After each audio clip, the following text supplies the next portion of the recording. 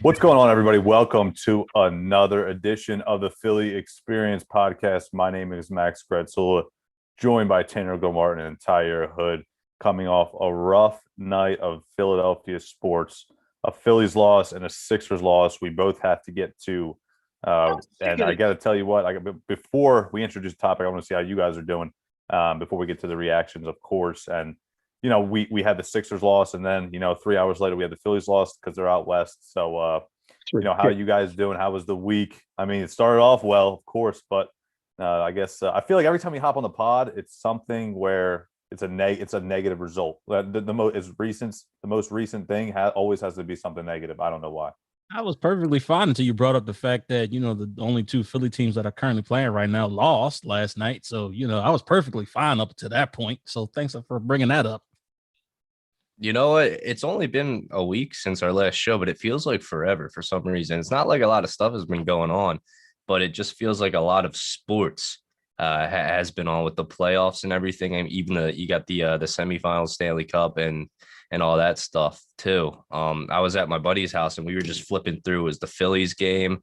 You got hockey going on, and then back to the playoffs, rotation of sports. But yeah, Max, you're right. I mean, it always has to be something negative going in the show. But then when T starts talking about it the next day, something good happens with that. So let's keep that rotation going. I agree. I don't know what it is because, we hop off the podcast and then it feels like the next 2-3 days. All right. Like Phil's specifically last week, they get hot against the Braves. They get hot against the Yankees. And of course, they dropped the one to the Dodgers the other night. But I got to start here with the Sixers. Of course, that's the fresh topic. That's what everybody's talking about here in Philadelphia right now. The Sixers playing the Atlanta Hawks. And again, a team where we talk about game one. They kind of came out and punched us in the mouth. Of course, we went down 1-0. Come back, win the next two games. Solid, looked really good. Even without Danny Green in game three, for the most part, we looked hot. We looked ready to roll, and especially on the road too. Really impressive. And then we come out and we drop game four by 3 points, 103 to 100. And Joel Embiid shoots 4 of 20 from the field. He shot 0 of 12 in the second half. I think a lot of the blame has to be put on his shoulders just because of his performance. But again, there's great players in this league. Everybody has a time where they don't, perform at their best. And unfortunately, that game four was one of those times where no one seemed to really step up for the Sixers and really help out Joel Embiid. We always talk about here on this podcast, Ben Simmons. Sometimes he gets praise, sometimes he gets hate. I think this is one of those times where he's going to get some hate just because of the fact he really only took one shot. He took one single shot in the entire second half of that game. He didn't step up at all. And this is a guy who's getting paid, $170, $180 million to really be one of our star players. He talks about wanting to be an all-star. He's a great defensive player. We know that. But when you're all-star, your true all-star is playing a poor basketball game, you really need somebody else to step up there. And if it's not going to be Tobias Harris, you really have to look at Ben Simmons, and he was really nowhere to be found the other night. You know what? What more is there to say about Ben Simmons that hasn't already been said on this podcast, everybody else from sports radio and things of that nature? Like, what else is there to be said that this man, like Ben Simmons, needs to step up? And that's period, point blank, and there's no getting around that. Look, it's infuriating from the basic standpoint of this is a guy who's 6'10", 225, 230 pounds. He can get anywhere on the court that he wants to. He can score at will. If he wants to put his impact on the game, he will. However, because of the simple fact that, he's not confident in that jump shot, because of the fact that he can be very lackadaisical on the offensive side of the ball, we're going to continue to have games like this. We're going to continue to have complaints like this, and there's no getting around it. And I'm sorry. Yes, I'm going to attack Ben Simmons again. Yes, I am. 1 from 5 from the free throw line. Free throw line. Listen, keyword in there. Free. Free. Free, which means those shots are uncontested. All right. It's you, the basketball, and the doggone rim. All right. Put the ball in the damn rim. I don't understand for the life of me what is the issue with this man from the free throw line. If this man hits 3 of those free throw line shots, tie game. One more, winner. All I'm saying is free throw lines count at the end of the game. He did not step up. Now I understand Joel Embiid. He did not step up, as Max alluded to. 4 from 20 from the field. Not a very good stat for Joel Embiid. Joel Embiid is still nursing that meniscus in his knee. So I don't expect him. And you know what? I don't expect all the pressure to be on Joel Embiid time and time again. And it shouldn't be. And you know what? Doc Rivers kind of sort of alluded to that a little bit. I believe they kind of, in my opinion, watching the game, they kind of got away from the team basketball they were used to. And Doc Rivers kind of expressed that in the press conference. Yeah, I actually have the clip of it right here. Hold on. Like it second half is kind of stuck. Yeah. What do you think? What do you think was the cause for that? We stopped passing. I thought that we started the game off that way. Then we got back in the ball movement. Then we went back to hero basketball. Basically everybody wanted to be the hero instead of just trusting the team, trusting each other. So when you do that, you usually lose, especially when the other team outworks you the whole game. Like he even went as far as to cuss, and I don't blame him for it. I don't. Like it's infuriating. It really is, because this team is better than the way they played last night. I mean, to hardly put up any shots in the second half, and they were dominating them in the first half. It was to the point where a lot of people in the first half started tuning out from the Sixers, me included. Like I started flip-flopping back and forth between games, because in the first half, I'm like, okay, this they got this on the wrap. They're gonna bring it home. Game 5, close it out, get on to the next round. But now instead, the series is tied. Now that not only did they got to come back home and win, they had to go back to Atlanta and win there, or pushed it to a game 7. Now you're playing extra games that you don't necessarily have to. You're putting more stress on your players, in particular Joel Embiid, because of the fact you did not close out last night.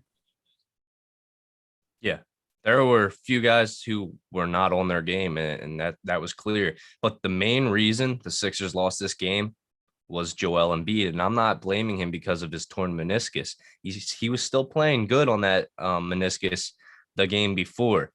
But when Joel Embiid has an off game, it's almost worse compared to if he's just sitting on the bench not playing, because the team for some reason does not rally around Joel Embiid the way they should.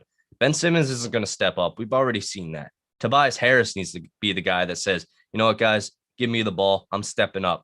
But yeah, Ben Simmons, he can have off games, and he certainly does, and the Sixers still win those games. But Embiid was not playing the way he usually plays. Again, that's because of injury. You can't really blame him for that. But still, the reason the Sixers lost was because of Joel Embiid, and the Hawks took advantage of that. And I hope that he's able to recover. And I do believe if the Sixers won this game, he would not be playing the next game, and because of rest, which would be needed. But for Ben Simmons to play the way he does constantly at the free throw line, especially just leaving points out there, not able to secure those free throws and get the points necessary, and then this team loses by 3 points. You got to look at that in the stat line. You got to notice that he is hurting the team when he's on the court in those crucial minutes of the game. You just want to take him out, because if he gets the ball, they're fouling him. He's hitting the line and 0 points fall. And I mean, it's frustrating to see that this team, we know that they can play better. As fans, we watch them all the time. We know that this team's better. And so what? Danny Green didn't play. He was off his game the game before. And I just think that it was more so that the Sixers lost this game than the Hawks won it. Definitely frustrating. I agree with you in part, because when you look at the box score and watch the game, everything seems to line up from what we've seen from this team in the regular season and even early on in the playoffs. When you look at as far as points go for certain players, Tobias Harris gives you 20 points, pretty much what he's been on average, almost to the exact mark on the season. Steph Curry with 17 points, pretty solid game from Steph Curry. I mean, other than that one occasional, 25 to 30 point outburst, that's kind of what you expect. The bench chipped in for the most part and did their thing. I know Korkmaz had 10 points in a starting role because Danny Green's hurt, and 10 points in 25 minutes, it is what it is, 2 of 5 from 3. But when you look at what changed, what are we missing? Why did we only score 100 points? What piece to the puzzle wasn't there? It is Joel Embiid, of course, only scoring 17 points with 21 rebounds. You expect him to score, that 30 to 35 like he's he usually does, and we're all accustomed to as fans. But he just wasn't there last night. And again, like I said, people are going to have off games. You just have to have somebody else step up and be able to score the basketball for you.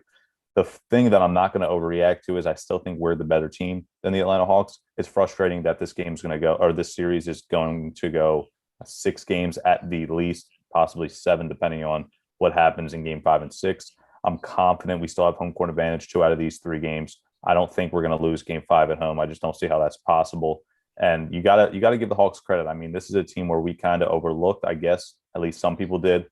I didn't think that we were going to win this game in a sweep, maybe not even 5 games. In fact, I thought it was going to be Sixers in 5 or 6.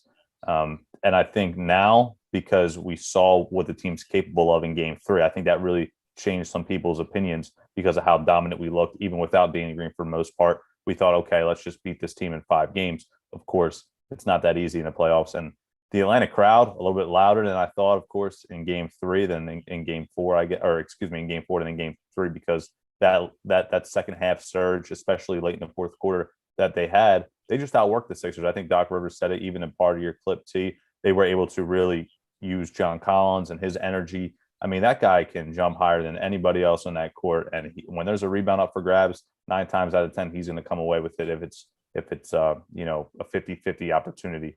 But at the end of the day, I think Doc Rivers is still doing a pretty good job as far as coaching. There's rotations. I know Danny Green usually plays 30 minutes a game. It's hard to replace that. But at the end of the day, I'm still confident in this team. And of course, when you look at the opposite side of the coin with the Bucks and the Nets, with the injuries that the Nets are now dealing with, I think we really need to step up and show that we are obviously the more dominant team. I want to see the Sixers win these next 2 games in a row. And what I really want to do is also see what happens with the Nets and the Bucks. I know that's going to be our second topic we get into later. I don't want to overlook the Sixers-Hawks series, but at the end of the day, that's really something you have to look at. When will the guys get injured? When will the starters get injured? We'll see what happens with them. Yeah. Right. And you know what, Max?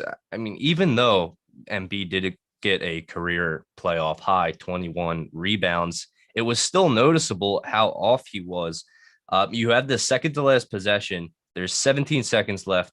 Embiid drives up and he does some sort of awkward layup instead of where he usually would have just dunked it. It was an awkward layup, and he was babying the knee, which is understandable. But it's frustrating to see that now that was the play where the ball deflected off Ben Simmons like 3 times, then went out of bounds, and that's really where we as Sixers fans were like, okay, game's over. Now, this brings me to my question for you guys. Who would you rather have shot that final shot? Would you have kept it with Seth Curry, or would you have had Shake pull up?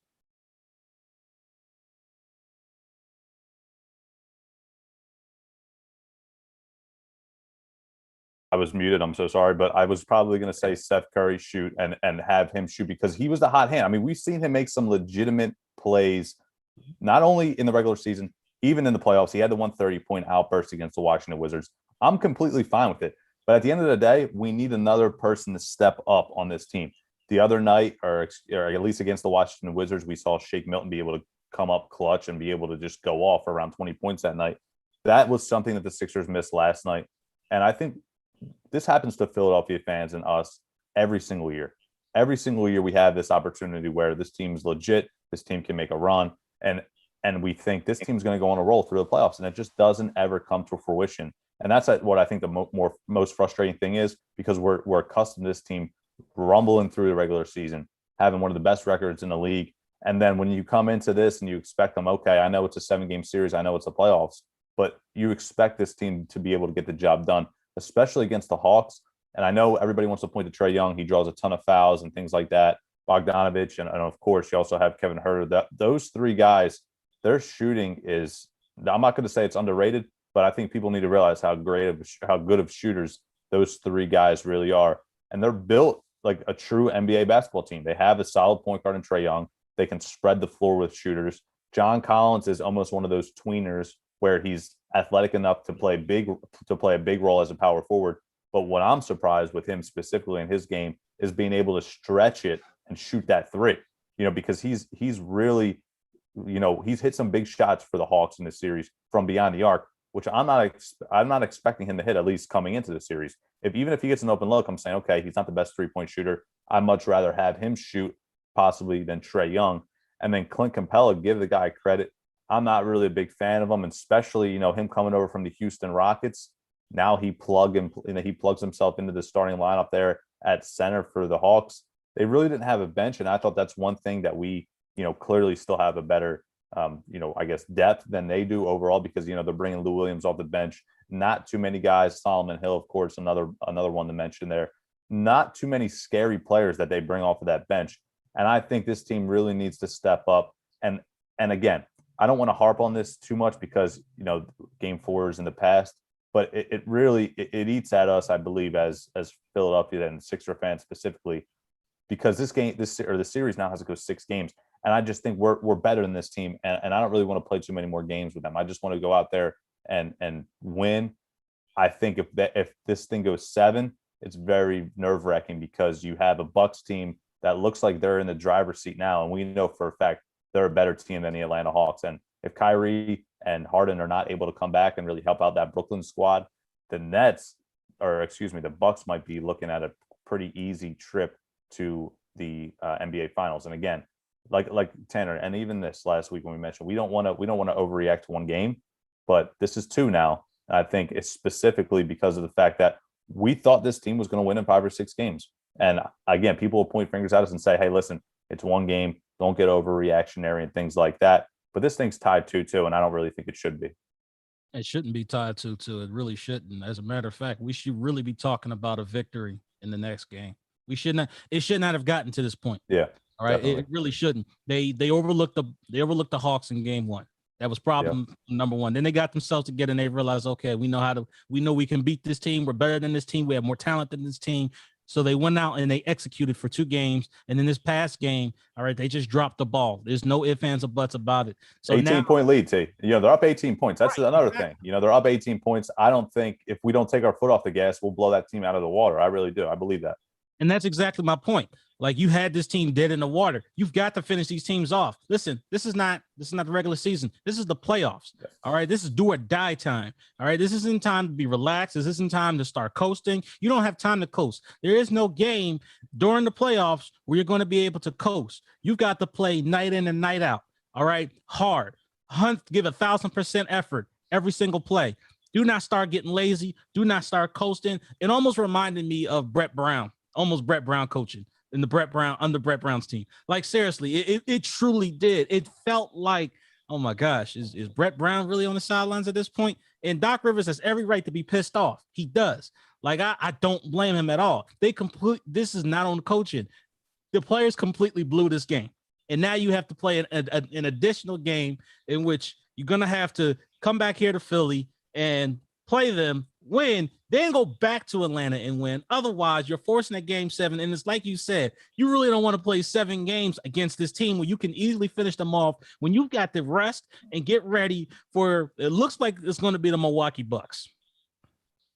Right. We understood the stakes going into Atlanta. Those 2 games, we as fans knew that this team needed to at least split those 2 games. And come the second game, after easily handling them the first game back in Atlanta, this second game, we saw the potential of maybe just winning both games, and we got a little greedy, but it's still the series is not out yet.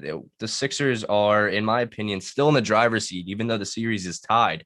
The Sixers are a better team than the Hawks. Trae Young, he was locked up these last couple of games, and that's really, he looked frustrated last game. He truly, in the first half. Yeah, and the Sixers, that's exactly what they needed to do.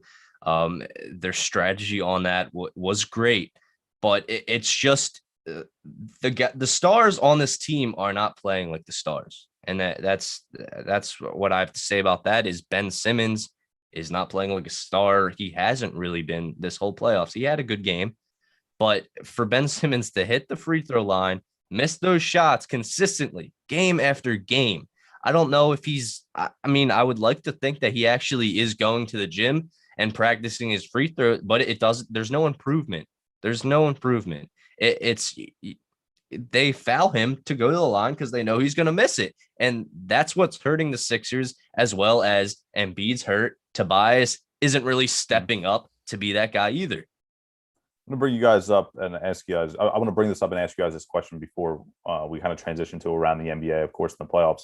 You have this team right now, Ben Simmons with Joel Embiid assembled. And I think one of the big things that we've grown accustomed to over these years as Sixers fans with these two guys is there going to be a time where it gets to the breaking point and everything needs to get blown up. And when I say blown up, I don't mean change the entire roster, but trade away one of these superstars. I think it's getting to that point. I even kind of touched on it in the last episode from last week.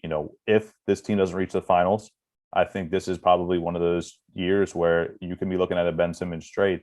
And I think from fans, we're not stupid. We understand what's going on here. I'm sure Daryl Morey feels the same way, even though he says, him and Doc Rivers both say that Ben Simmons is, one of these crazy talents. And again, he is to some degree. But and again, I think I gave you the football reference last week, right? Where we'll always have to be that defensive team. We always have to be that defensive-minded team that, can really suffocate the opposing, roster of whoever we're playing. And it's getting to a point where not only am I sick and tired of having to play as a defensive-minded team, I think that NBA is just transitioning into one of these leagues where you need to have some offensive firepower. And the Sixers, other than Joel Embiid, don't have a guard that really can go off and give you an explosive game. And that's kind of where the football analogy comes in, because you have those explosive offenses, specifically the Kansas City Chiefs, that are able to really get the job done and put up 40 points a game. And the Sixers hold a team in the Atlanta Hawks to 103 points, which isn't terrible at all, but they only score 100 because when their star player and Joel Embiid doesn't give you 30 to 40 points a game, that's when the Sixers are in trouble. And it shouldn't be that way. You should have another guy or two to really be able to step up and carry the load.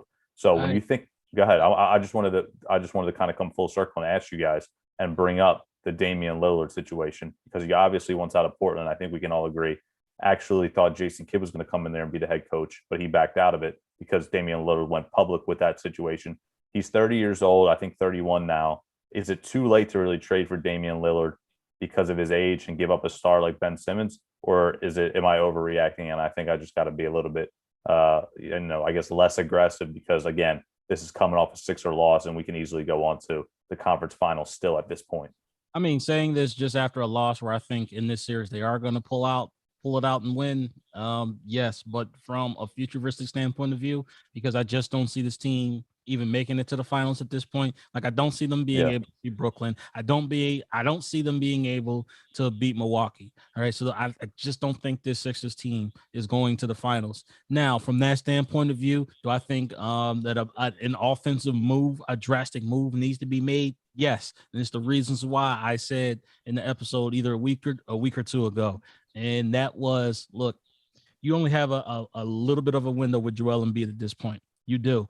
And a talent like Joel Embiid only comes around once in the blue moon. And look, if you get a superstar like Damian Lillard, an offensive superstar that's out there that wants to get out and that wants a new environment and that wants the championship, and you can put him on this team, oh yeah, that's going to make a hell of a difference. Look, you got to do what you got to do. I'm sorry, but there's been no improvement from Ben Simmons. It hasn't, man. I've almost had it up to here. I'm gonna be honest with you. Like, I'm almost ready to say I'm done with Ben Simmons. Like, I'm getting to that point now. Like, I know me and Chris, many episodes ago were being dramatic when we said what we said, but at that time we still liked Ben Simmons. I could definitely speak for myself saying I definitely still liked Ben Simmons at that point, and I expected him to grow and I expected him to mature and I expected his game to grow. However, it has not come to fruition at this point, and now he's costing me games. He's costing me a possible championship, and I can't deal with that anymore. I'm sorry. Like, yes, do what you got to do. Do what you got to do to make this team a championship caliber team. And if that means increasing the offense, then so be it. Listen, we have defensive parts on this team. We still have Danny Green when he's healthy. And Matisse Thybulle is really coming into his own. As a matter of fact, he just got named to the second all-defensive team in the NBA. Like, that's a hell of an accomplishment. That tells you how good of a defensive player Matisse Thybulle is. So it's not like we don't have guys on the squad that can lock down perimeter guys. We do. So keeping Ben Simmons just strictly for defense and playmaking ability, it's not going to cut it anymore in my book. Yeah, and T, you mentioned the all defensive team with 3 players, and that's the first with Embiid, Simmons, and Thibault. That's the first time. That's the second time in franchise history since what was it, Cheeks, Jones, and I think it was Malone, who did it in like the 80s. And this team has talent. We all know this, but I think time on Ben Simmons is running out, and I don't disagree with you. T. Ben Simmons has not stepped up like he should. We're all waiting for that jump shot that's running out of time to come. I mean, he's what, 24 years old. He's young. Damian Lillard is 30 years old. And for me, if a trade would be to happen, the Sixers would have to get more than just Damian Lillard, Of course. for it, obviously. Well, And I think if you're talking about trading, either it's Embiid or Simmons, you would have to go with Simmons because you can get more for Ben Simmons than Joel Embiid because of his injury history and all that. I think that Ben Simmons is definitely a talented player and he can be one of the best players in this league. But I think that you bring Damian Lillard in, obviously that boosts the scoring up like 100% because it's Dame time. We know how he can play. We know how he does with the crowds and how he does in crucial minutes of the game, and that's what the Sixers need. But I think it would be interesting to see a trade proposal because I think the Sixers, even though they get Damian Lillard, I don't think that's all that would fix this team.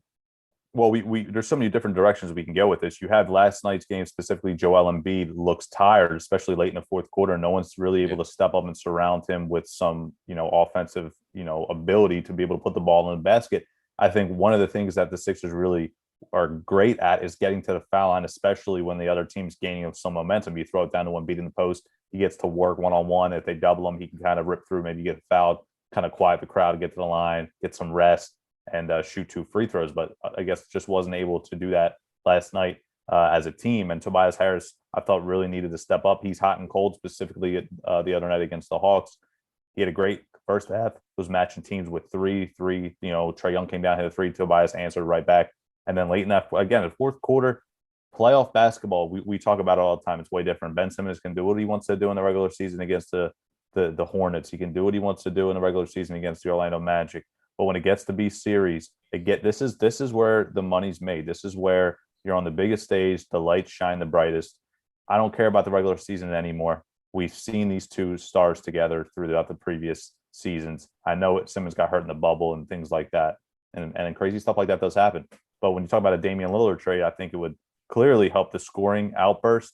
But at the end of the day, T, I have to agree with you. I think at this point, we just need to score the basketball. That's all. I just want to put up and be one of those teams that's able to put up more points because it's frustrating to see you hold the opposing team to 103, but you're just not able to get over that hump. And I think that's where the firepower of the offensive firepower would really come into play and help us a ton going forward, because obviously the ultimate goal is winning a championship. And at this point, and I agree with you guys, I don't think we're there or even as close as I thought we would. And you're absolutely correct, because it's really a sin that, we would necessarily have to rely on a Tobias Harris to score. And the reality is, this is just not who Tobias Harris is. Tobias Harris is a guy that's going to get you some points. He's going to contribute to the offensive end, at least 14 to 17 points. But to expect him to put up, 20, 25 points a night, that's just not who Tobias Harris is. All right. These players are who they are, and we need to expect that they are going to play according to who they are. So all that being said, Tobias Harris is not that offensive scorer that we can rely on in case Joel Embiid is not playing at his best, as we have seen the evidence of last night. All right. Ben Simmons is not the guy that we need to rely on the offensive end because for multiple reasons, including his jump shot. So look, bring whatever offensive guy that you need to bring up in here. Now, in my personal opinion, Max, I think you are absolutely correct in saying that Dame Lillard, no, it was Tanner, that Dame Lillard is not the only move that would need to happen in order for this team to be successful. I do think they would need additional pieces. In particular, I've always said that I think that this bench could benefit from some more reliable shooting coming from the bench. That's just me personally. Don't get me wrong.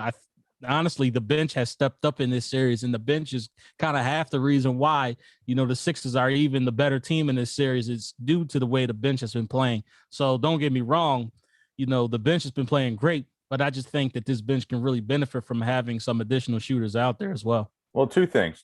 One, you have Ben Simmons, and one last note on him is the willingness. We've seen guys like Jason Kidd struggle from shooting coming into the league. Magic Johnson, I mean, you can go way back to whatever you want. Those guys eventually at some point were willing to be able to take the shot.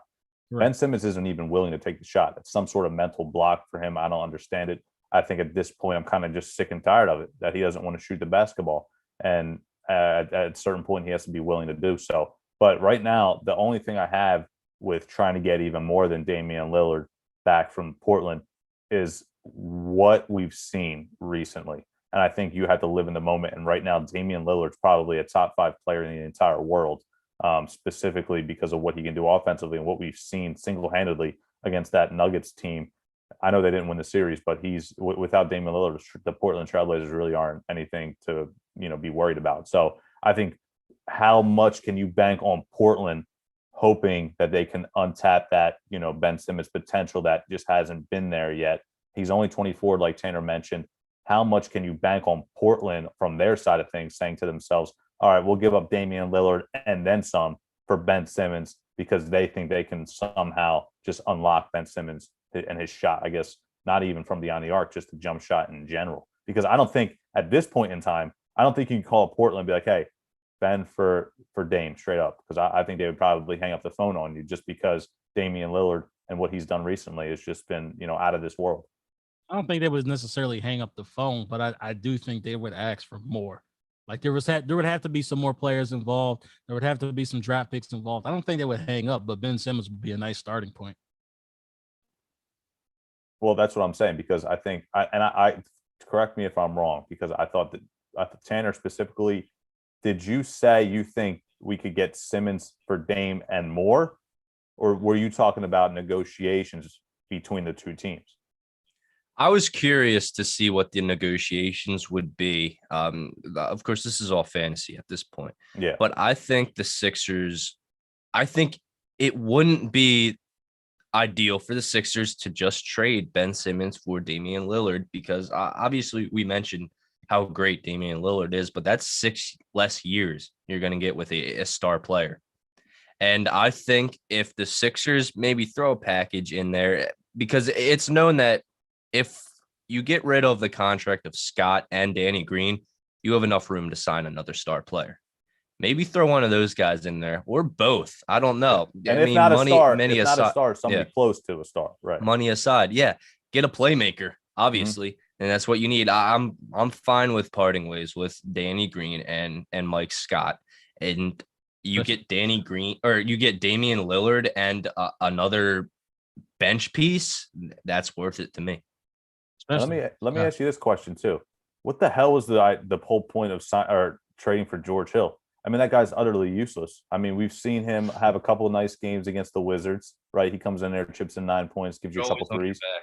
But what the hell is he on the team for? I mean, we gave up Tony Bradley and whatever else for a guy that really hasn't even shown the ability to, one, be better than Shake Milton, and even to some degree at times, Tyrese Maxey looks better. And those guys are on cheap ass contracts. So we're paying George Hill to come over in a trade, give up Tony Bradley, who I think, you can laugh. You guys, whoever's listening, can laugh all you want. I thought Tony Bradley was a pretty goddamn good player for this team, and when he got the opportunity, now he's gone. We got George Hill for 3 months at an underperforming level. He's going to be gone at the end of this year anyway. I think it was a stupid trade. I'd rather have just, if we could have given up, Danny Green and whatever else for Kyle Lowry at this point. The only guy I probably would say is off limits in the negotiations with Matisse Thybulle. But I sure as hell rather have gotten more of a playmaker in Kyle Lowry for Danny Green, maybe a first or maybe even 2 first-round picks to be able to come in here, because I feel like especially Danny Green goes down, I know you can't predict injuries, but if we had Kyle Lowry on this team right now and Danny Green and whatever else gone,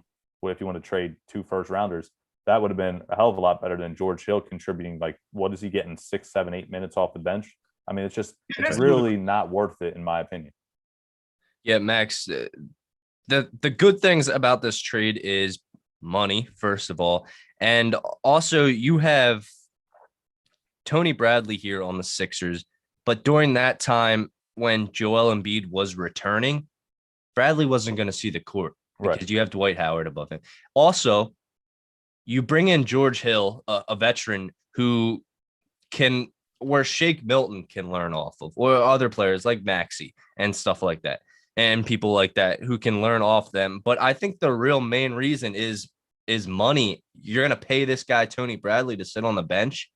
It just I I don't think think he was that's getting the paid main that reason. much though, and I did make that. You're He right. was getting Ken. paid Oh, right was he? more than Okay. George Hill though. Okay, because I said back on the pod, maybe even I guess a month or maybe even two at this point, that's exactly the great point that you made.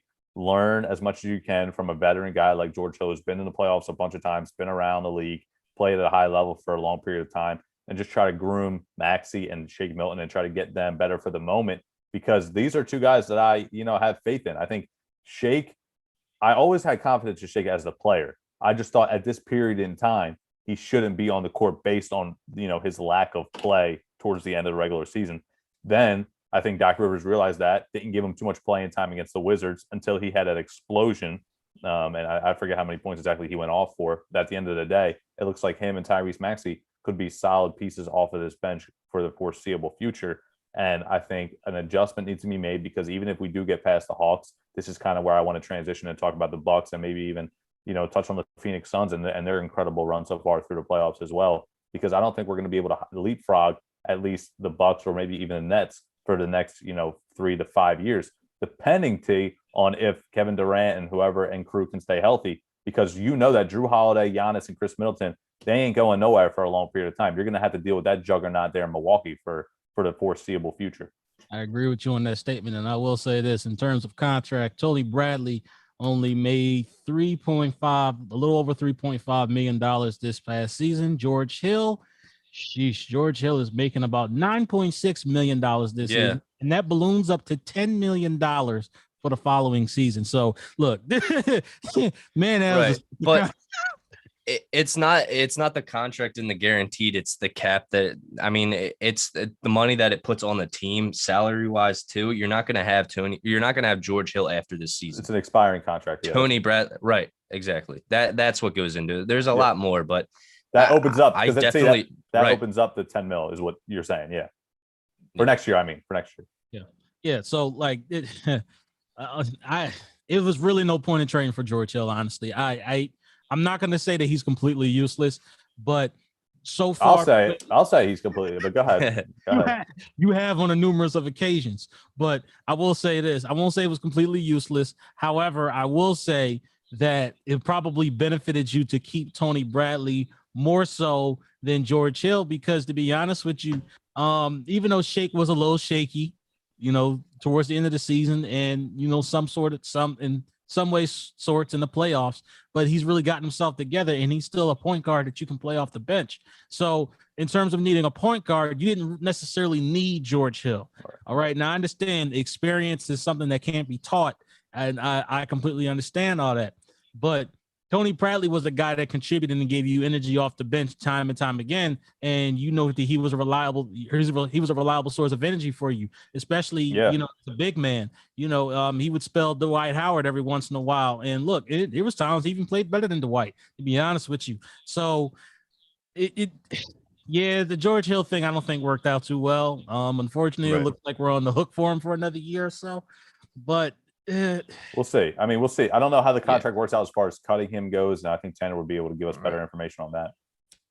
I'll have to look more into it, because there is a lot going into this. And also I think the Sixers, they took a gamble on this trade.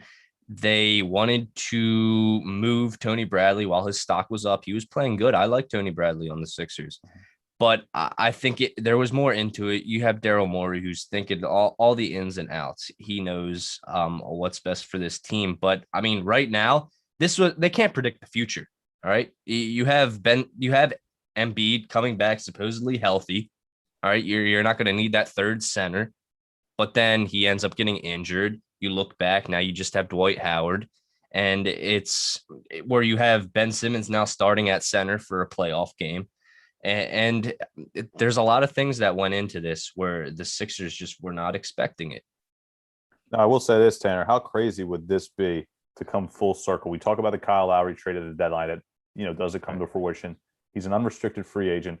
We even just had a conversation about 10 minutes ago about getting that maybe not a star player, but close to a star player. And I feel like this could be one of those opportunities where if the price is right, we clear out Danny Green's contract and whoever else that we can get, maybe even George Hill, and create enough space. That could be your close to star player that we're talking about, and throw him in the backcourt. And again, that's this all again, Ben Simmons, depending on how far we get, of course, in these playoffs, talk about a trade with him possibly. But again, to be able to have a reliable guard that can handle the basketball and kind of almost create his own shot, because Seth Curry's more of just a guy that he's a little bit more than a spot up and shoot kind of guy. He can kind of drive in and get his own shot, periodically. But at the end of the day, when we talk about a guy that you want to throw in the backcourt with Ben Simmons, be able to try to, he can not only can he shoot the three ball at a high level, but kind of create and score his own shot. At this point, he might not cost you as much as he would have maybe 3-4 years ago because of his age. He's getting up there a little bit.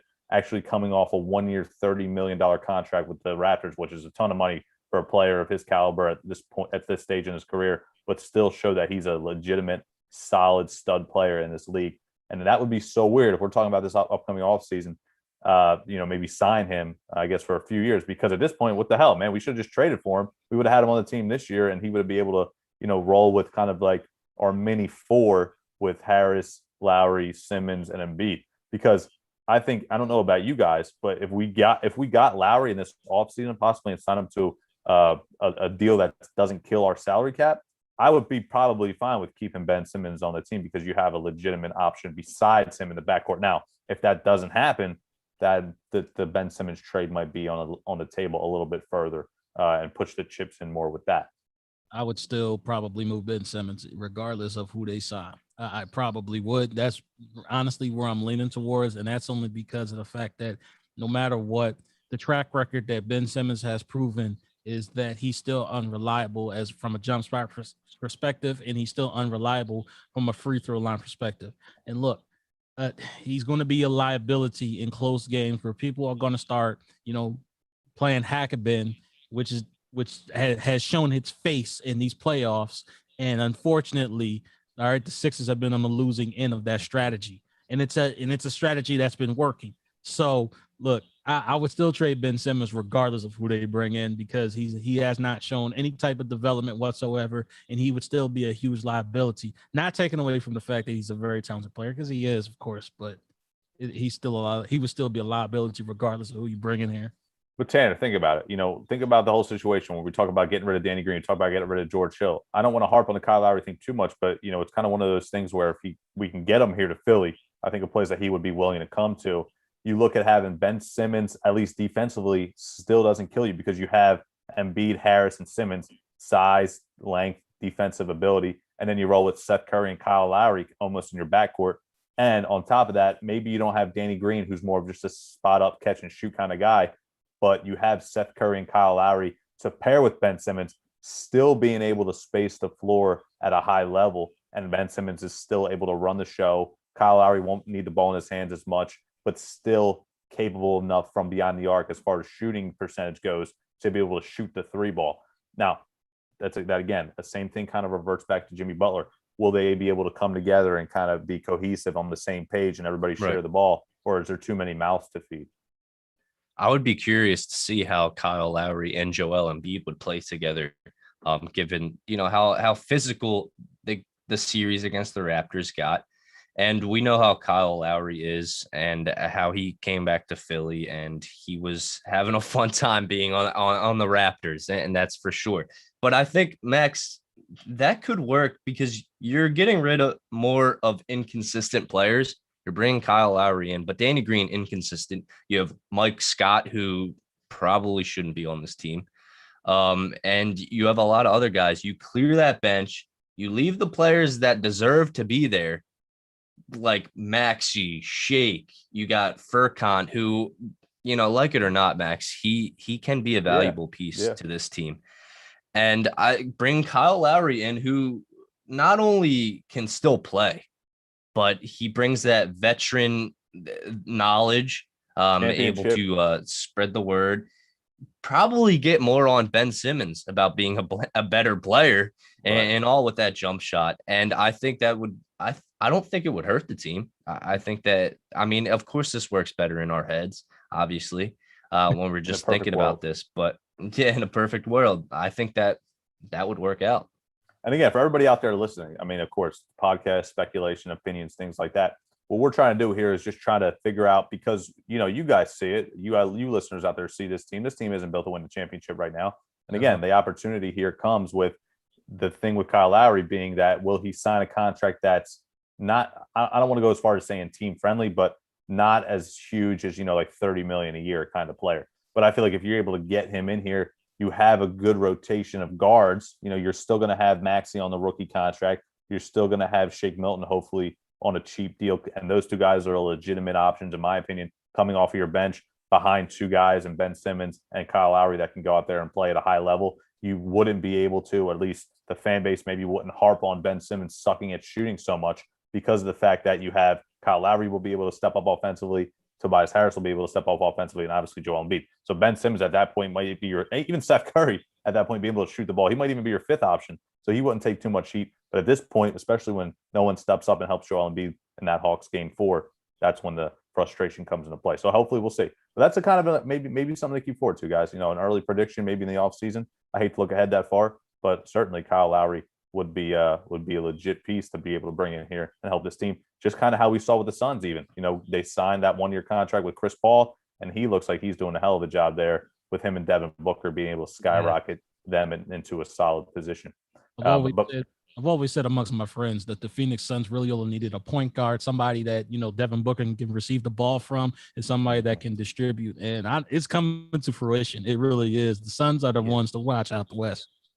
I mean, a year or so ago, the headlines were to get Devin Booker out of Phoenix to save his career. But instead of that, they bring the players to Devin Booker. And this team is a finals team, that's for sure. Oh, definitely. And not only get him a point guard, but get him maybe the best or one of the best point guards of all time in Chris Paul. So that sure as hell is helping them all together. And of course, our boy, our Villanova product and his own Michael Bridges doing a hell of a job. Can't believe we traded him for Zaire Smith. It still hurts my soul a little bit, but it is. Dario too. Let's keep rolling here. We got to mention the Phillies here before we get out of here and shut this thing down. I think, again, this is another one of those things where you come off a loss against the Dodgers, but you can't forget what they did over the weekend and last week specifically. 3 straight walk-off wins. Luke Williams has a huge home run against the Braves. I mean, what are you guys' thoughts on the Phils? And I know they lost to the Dodgers, but I got to tell you, at least they've kind of turned the page of being, a little bit of a less, more, not going to say more consistent because it's too small of a sample size.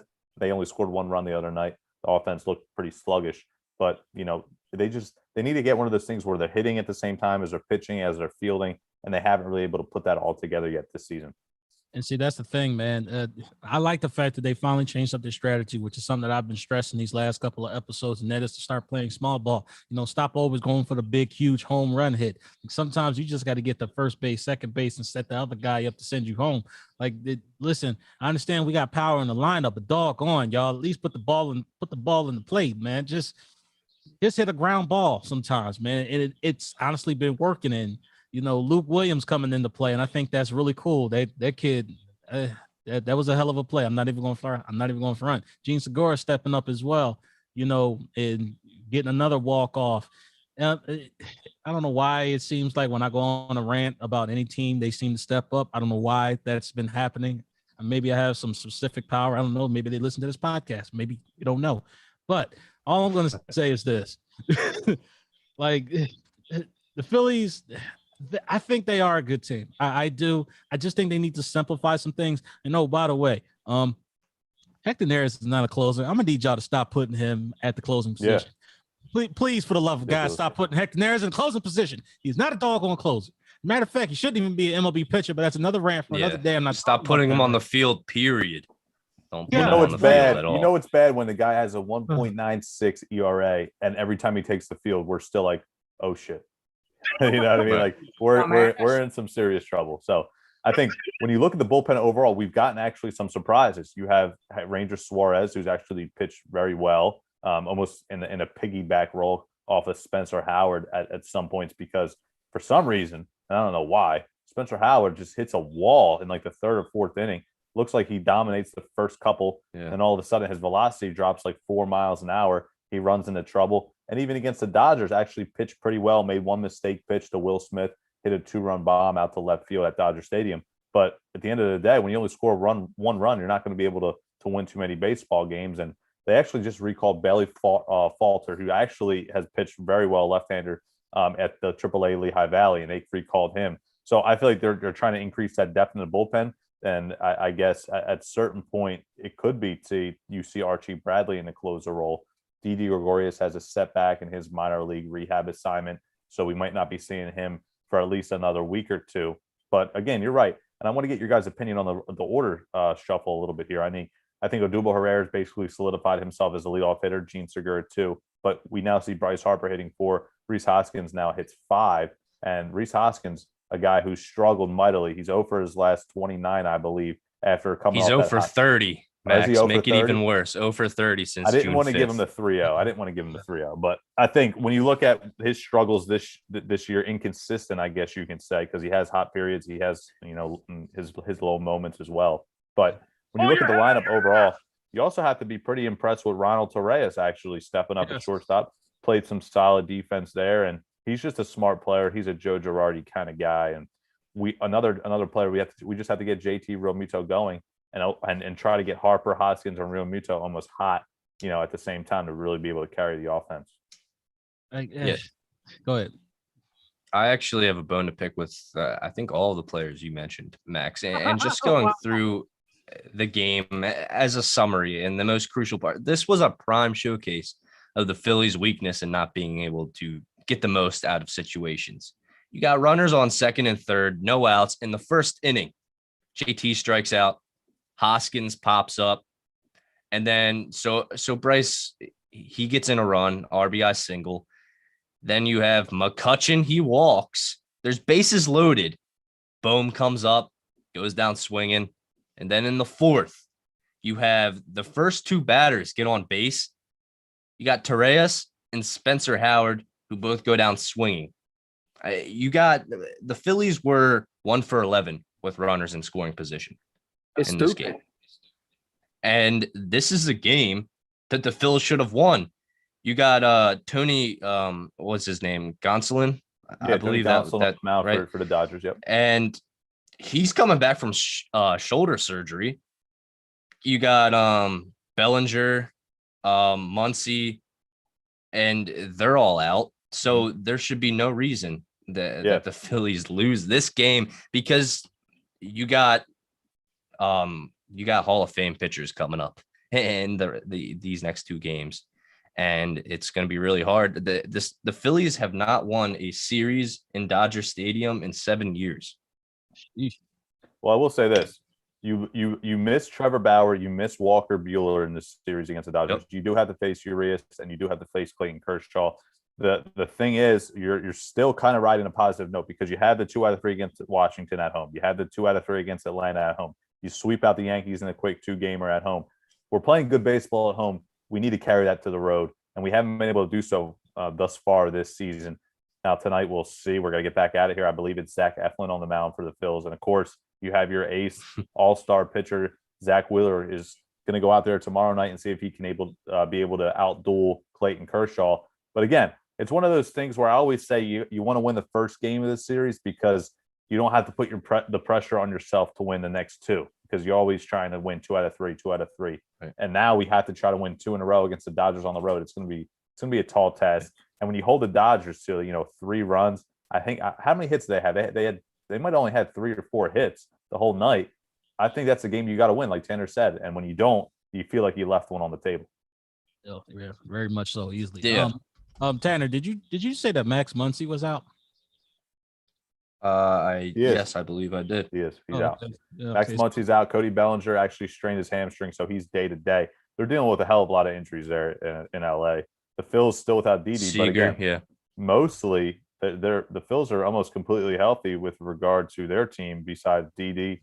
And again, their bullpen, which really didn't let them down last night. After Spencer Howard gets taken out loud in those 3 runs, they really didn't give up a run the rest of the game. So it's all about consistency with this team. And I think last night, I will say the Phils missed a couple of balls they put him out to the warning track. They just didn't get him on the sweet spot of the bat. I think Bryce had one specifically. JT had one out to left field that just didn't get out. But they're putting the bat on the ball still. And that's one thing before we wrap up here, the strikeouts team. We talk about, you mentioned a great point last week, just putting the ball in play. Don't strike out, just put the ball in play, make the defense work. You'll see what happens, get base runners. That's what the Phils are doing right now. We've seen Alec Boehm start to, almost break out of his slump. He's putting the ball in play. He's not striking out as much as he did, 2-3 weeks ago. He's starting to put the ball in play. And when you do that, good things are going to happen for you, whether it be, beating out a ground ball, the small ball, like you said, T, bunting and things like that, trying to get guys over, and just play baseball the right way with the fundamentals. I'm still high on this team. The scheduling gods really did hurt us, though. I mean, come on, the Braves, the Yankees, the Dodgers, and then you have to go play the Gabe Kapler-led Giants in San Francisco later this week too. It's not easy. And then you got to get on the plane and you got to head back home. So it's not again, like I said, it's not an easy schedule, but again, you have to keep fighting through it. I think because baseball is one of those things that's just such a long season, but I'm still confident this team, like Tanner said, I think this team can play good baseball. Fundamentally, if they can just continue to do the right things, I think they'll be able to get a wild card spot. And with that being said, we'll get back at it next week and wrap up the show here too.